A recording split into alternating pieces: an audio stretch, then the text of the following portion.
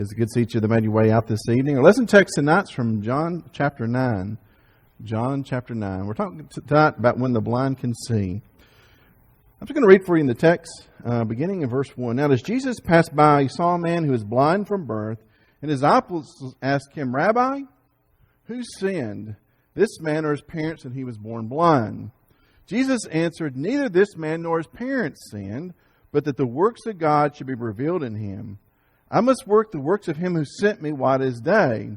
The night is coming when no one can work. As long as I'm in the world, I'm the light of the world.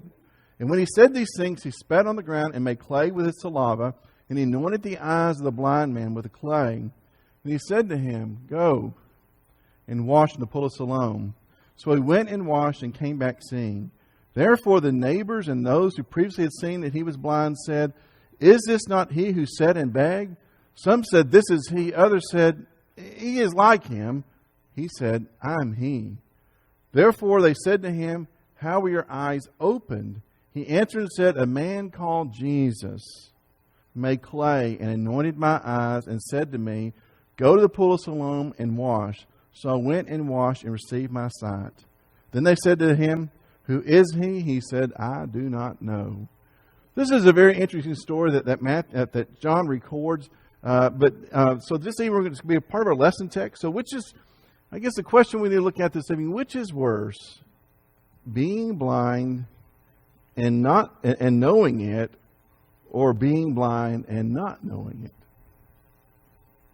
Because what's going to happen is Jesus is going to sort of play around this idea of people who have blindness and are quite aware of it. Then he's going to also introduce the idea of the people who think they see but are really blind. And of course, we're talking about the Pharisees who are spiritually blind, that they cannot perceive their error, their arrogance. They can't perceive the truth. And so Jesus is going to play off this situation. Here we have this man that he's been really blind since birth, and Jesus sees him, and his disciples begin questioning, well, why is this man blind?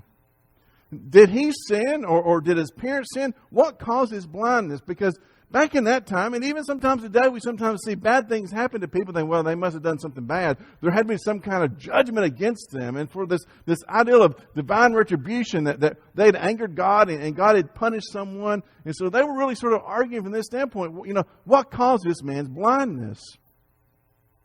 What we're going to see, as Jesus points out in verse 39 of this chapter, he says, for judgment I've come into this world, that those who do not see may see, and those who see may be blind. So we're talking about physical blindness and spiritual blindness this evening. And Jesus is going to contrast the two as he goes to this lesson. So we looked at the first 11 verses, and his disciples saying, Rabbi, teacher, who sinned? This man or his parents that was born blind. Now, when we look at that's not so far away from what they probably had studied and their education and their teaching, and what they're aware from maybe from the synagogue. So for in Exodus chapter 20, verse 5, it says, for I, the Lord your God, am a jealous God, visiting iniquity of fathers upon children to the third and fourth generations of those who hate me. And so that was sort of the theology of the Old Testament, that this ideal of this divine retribution, that if you do bad things happen to you. You do good things happen to you. If you remember the situation with Job, all the calamity that happened to his friends kept on saying, Job, you've got to have done something wrong. You must have sinned. So, God would be punishing like this. And Job said, I've not sinned. I've not sinned. So this is sort of the ideal, and maybe even in our own life, sometimes we think, well, why am I being punished, or why are these bad things happening to me? We really struggle with that sometimes. And we sometimes wonder, we see sometimes good people, godly people, just saying how the worst things happen to them. And sometimes we see people who are just not very godly, they don't honor God, and it just seems like everything goes easier for them. And it's really hard for us to understand. It's really hard for us theologically to get our mind around. Why is it this way? And so Jesus is going to sort of reframe their question. In fact, he's going to say that more or less when bad things happen, it's not necessarily a form of punishment. In fact, Jesus answered and said, neither this man nor his parents sinned, but that the works of God should be revealed in him.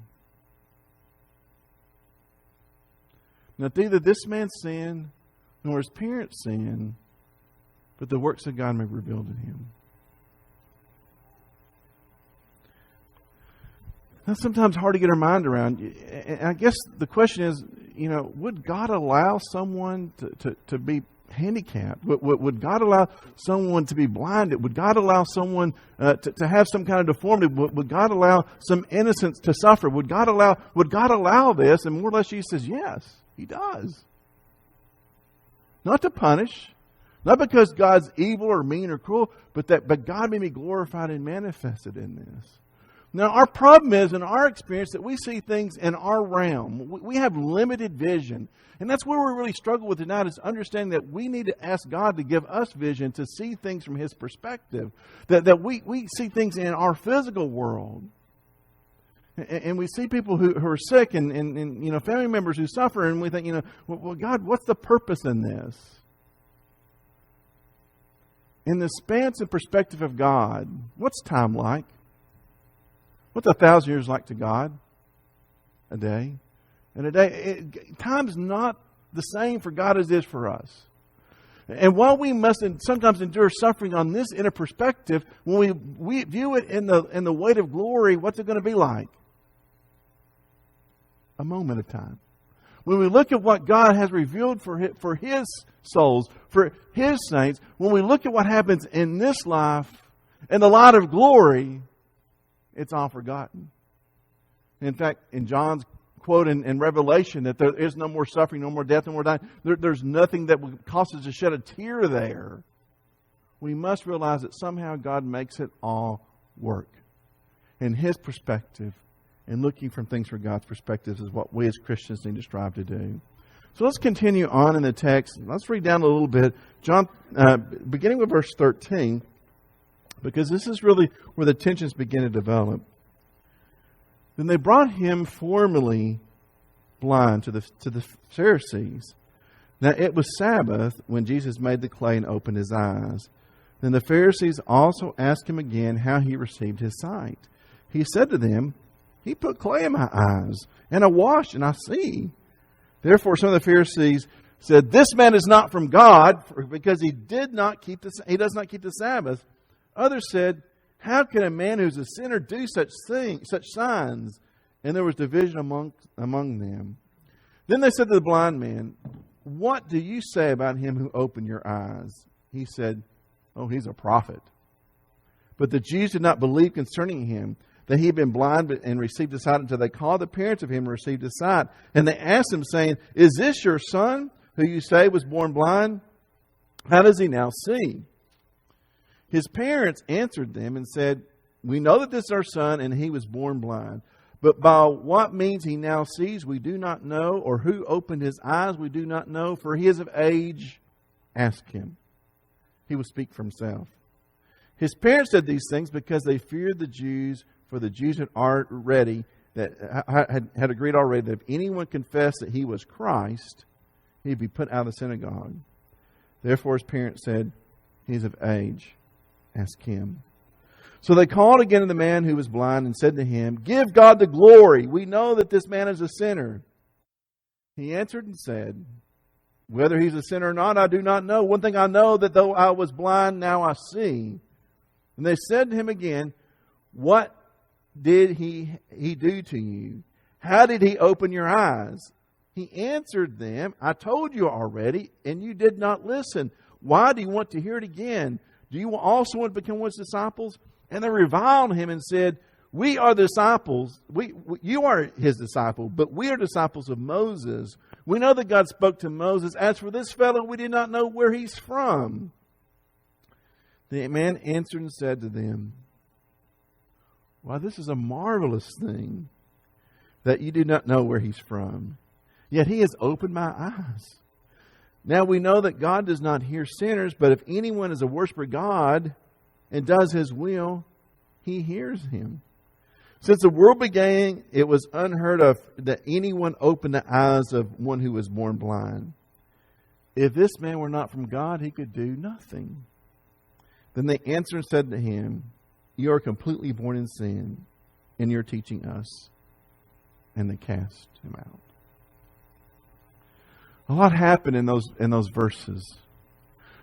They're really wanting to get to the source of it. You know, how did this man Jesus take clay, and how did he do it? He did it on the Sabbath of all things. He actually spat on the ground and made a paste of the clay, put in your eyes, and told you to go to wash. He actually violated the Sabbath by doing this form of menial work, but was work nonetheless that he actually did this. Now, what the Jews did not recognize, that John tells us in John chapter 1, that Jesus was the creator of this world, of everything that we know. He was created by him, through him, and for him. For John says, for nothing was created without him. So it's not hard to imagine that he could take the stuff that we're made of, the dust of the earth that Adam was made of, and fashion a new set of eyes for this blind man. It's not really hard for you to imagine if you recognize who Jesus is. But the Pharisees, they want an answer. They're demanding an answer. Who is this? Who did this? Why did he do this? How did he do this? And he says, listen, I've told you. And they don't want to accept his word alone, so they bring his parents in. That his parents, and they say, is this your son? Well, yeah, he's our son. But tell us how. We don't know how it happened. For they were afraid of being kicked out of the synagogue. Now that seems a little odd maybe to us, that even their own, they wouldn't step up for their own son. But you have to recognize that according to the law, if you were infirm, blind, lame, maimed, or whatever, you weren't even allowed to go into the places of worship. So to be healed of these things meant you had access to go into the temple and to go into the places of worship that they were prohibited from going, and they were afraid of being kicked out of the synagogue, to be excommunicated by this Jewish community. They didn't want that.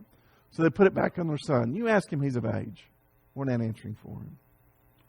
And so they kept inquiring, finally sort of, I don't know, he's tongue-in-cheek saying, why do y'all want to know this so much? You want to become one of his disciples? Which angers them. So we're not his disciples. We're Moses' disciples. Then he turns to the and says, well, if y'all are so smart, looks like you can figure something out. That no sinner could perform what this is. This is a marvelous thing that you don't understand. Because no sinner could perform what he performed. I can see. No sinner can do that. He says, you know, then the famous passage we sometimes maybe misquote, that God doesn't hear a sinner's prayer. He only hears those who follow him, who worship him. He said, guys, this is of God. And so it just really angers him, because here's the man who previously was blind, who was probably kept from the synagogue and himself because of his deformity, that he was not allowed to the access of the people of faith like he probably should have been accessed. And here he is teaching them, and they're offended by him. So we really struggle sometimes in looking at how blind these Pharisees could be. They were more blind than the blind man in many respects. He knew more about the nature of God than they did. He says, listen, God wouldn't give some bum this power. God wouldn't give some sinner this power. He's got to be something. He's got to be something important. He's got to be something that honors God, because God wouldn't give this just power to anyone. He said, listen, why is this a marvelous thing that you do not know where he is from? Yet he's opened my eyes. Now we know that God does not hear sinners, but if anyone is a worshiper of God and does his will, he hears him. Since the world began, it's been unheard of that anyone's opened the eyes of one who was born blind. If this man were not from God, he could do nothing. Now, I don't know about you, but if someone started walking in hospitals, and today went to live in the hospital, cook for the hospital, and they were just walking down the hall touching people and letting their shadows cross on them, and these people were well and whole and walked out of the hospital, I think that would make some news. I think that would challenge some people and say, you know, how is this happening? But I think even in our modern minds we'd say, this is supernatural. This is not how it works. We would all take back and pause and think about that. Now, I know there's people out there in the world who profess to be able to do that. I think if they could really do it, we'd have no hospitals. We'd have no need for them. But the reality is that if someone did that, I think we'd have to say there's something special, something super ordinary going on here. And the blind man cannot understand how these Pharisees cannot see it for what it really is. It's something marvelous, something of God. The blind man worshiped Jesus for who he was, not just for what he could do. In fact, reading on the text, Jesus heard that they cast him out. And when he found him, he said to him, do you believe in the Son of God? He answered and said, "Who is he, Lord, that I may believe in him?" And Jesus said to him, "You have both seen him, and it is he who is talking with you." And he said, "Lord, I believe." And he worshipped him. And Jesus said, "For judgment I have come into this world, thus those who do not may see, and those who see may be blind." Then some of the Pharisees who were with him heard these words and said to him, "Are we blind also?" Jesus said to them, "If you were blind, you would have no sin. But now you say, 'We see,' therefore your sin remains." So here we have this. Jesus actually sought the man out. The man didn't look for Jesus, but Jesus looked for him. Rumor got around to Jesus, the blind man you healed, they kicked him out of the synagogue. Really? They've cast him out. Really? So Jesus sought him out, and he asked him this question, the most important question you can ever be asked: do you believe in the Son of God? He says, "Well, I don't know it, but if you introduce him to me, I will." And Jesus says, "Well, that's who's talking to you right now. You're seeing him and hearing him." And he said, "Lord, I believe." And he worshipped him. The most important words that you will ever utter in your entire life is, "I believe that Jesus Christ is the Son of God." Without that confession, there is no hope. This man makes the confession, "I believe." So we see that the people who are there with him, and he worships him, not because of what Jesus can do, or because Jesus already done it, but he worships him because of who he is. He is the Son of God. And he falls down and worships. The blind man being able to see far more than any of the people around him. Sometimes people without sight can see what other people cannot. And this is the case of the blind man. He could accomplish and do things with his ability to just reason. That he knew enough about the nature of God to say, "Listen, things like this, people like me, people who are born blind, who have spent their entire life in darkness, don't get a chance like this. It's got to be a God thing. God's got to be behind this." You see, he's more than willing to yield his glory to God, not to the healer necessarily, but yield his glory to God. And so here we have him. He's giving God the glory for what he's experiencing, and he's recognizing that God's got to be behind this. And so here we have him recognizing that this great act on his part. I hope never to lose any of my senses. Blindness would be quite a challenge for any of us, I believe, to once have sight and to lose it. And I've had family members who that was their experience, or to never had sight at all. But it's said that very often people who are very young that have lost a sense, sometimes they will accommodate, and other senses will sort of take over. Your brain's an amazing thing, and they may have developed special acuity with their hearing or with their touch. We know people like Helen Keller, who, even though blind and deaf, was able to accomplish great things once her world was opened up and she could understand language and concepts around words. The great things can happen. But sometimes we see that God can take very broken situations and be brought His glory. I don't know how many of you are familiar with the story of Fanny Crosby. She was blind as a very small child, and she was blind her entire life. Probably that you recognize maybe the name because we sing some of her songs. In her lifetime, it says she wrote over 8,000 hymns and gospel songs. She was sightless, but she had this gift. She wrote over 8,000 hymns and songs. In fact, she was so published, her music was so published that many of the hymnal publishers, they didn't want to, it began to look like a Fanny Crosby hymnal, because all the songs were her. So she wrote under dozens of different pseudonyms. She just put someone else's name to it. She had all these different identities, so they keep publishing her songs. Over 8,000 songs. And what's amazing is that when you begin to sing her songs and begin looking at the words of her songs, you would begin to even more appreciate the fact that she was sightless. Because she talks about her vision, and she talks about what she's going to see and what she's going to experience. Because she knew that the God that healed the blind man in John chapter 9 was the same God that she worshiped and loved. She knew that the same Savior that Jesus Christ, that the blind man put his faith and trust in, she put her faith and trust in as well. So this woman was able to accomplish great things. In fact, tonight I've arranged for Brother Jerry to lead us in one of her songs as the invitation song. You know, it's two. Oh, Tammy said I'm sorry. There's 25 of her hymns in our book. 25 in our book alone. So that gives you some idea of how prolific she was. We have sub 25, down in our hymns.